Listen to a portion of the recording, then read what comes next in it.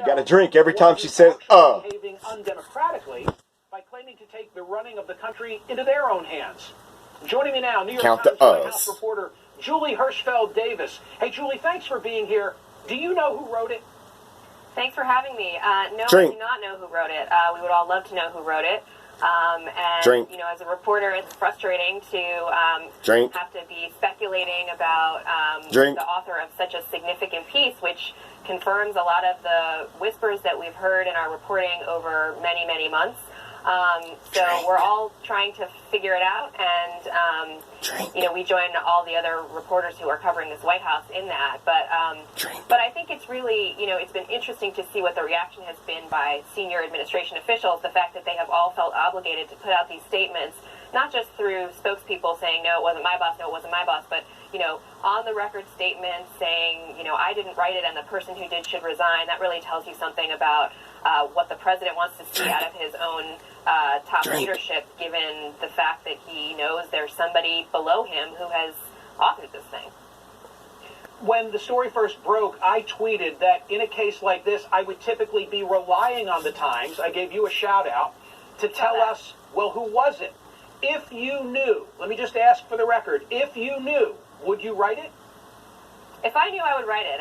When we can cover news, we write it. But you know, this is a very unusual circumstance, as you pointed out in your intro, where the editorial side of the newspaper, which is completely separate from the newsroom, made a decision after being approached by the person who was connected with the author to publish this editorial or this op-ed piece anonymously. And so it makes it difficult as reporters, not just for us, but for all our colleagues at other publications, to try to figure out who did write it. And it's no question it raises ethical questions, and not just for us, but of course for everyone at the White House who, you know, if the person who wrote this is being truthful, there are many people around the president who are experiencing these same thoughts and doing what this person is saying he or she is doing in terms of, you know, trying to limit the damage from what they see as the president's reckless and impulsive decisions and conversations.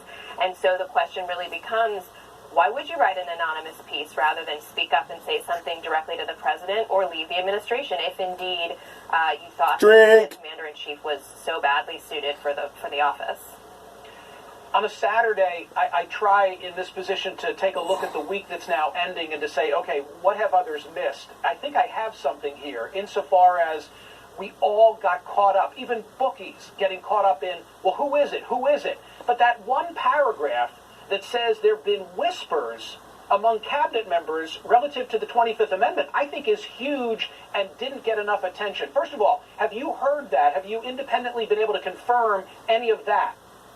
It is huge, and I mean, this is something that we have all been hearing rumors about almost since the very beginning, certainly since last year, after the firing of Jim Comey, after some of the president's outbursts on issues like, did President Obama tap his phones in Trump Tower? There's been, you know, discussion about just how high up the speculation may go in his own administration about him not being fit for the office. I've never been able to confirm. We certainly would have done a story saying that it had been considered if we had been able to confirm that. But certainly, you know, our colleagues on the editorial side of the paper, who again don't have any connection to the newsroom, but they consider the author of this op-ed to be sufficiently high up and sufficiently looped into what's going on in this administration to consider them authentic.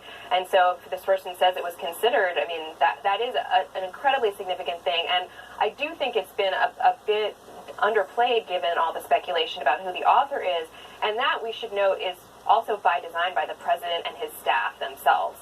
The president has fixated on who did this to me, who underneath me is seeking to undermine me from within. And that's gotten all of us paying attention to this kind of whodunit aspect rather than the substance of the op-ed, which in and of itself is quite striking. Oh, yeah. My suggestion would be rock and roll. Asking, well, was it you that journalists say, have you ever been a participant in any conversation relative to the 25th Amendment? Julie, thank you so much for being here. I really appreciate the work you do. Woo, thank you, Julie. Got some shots.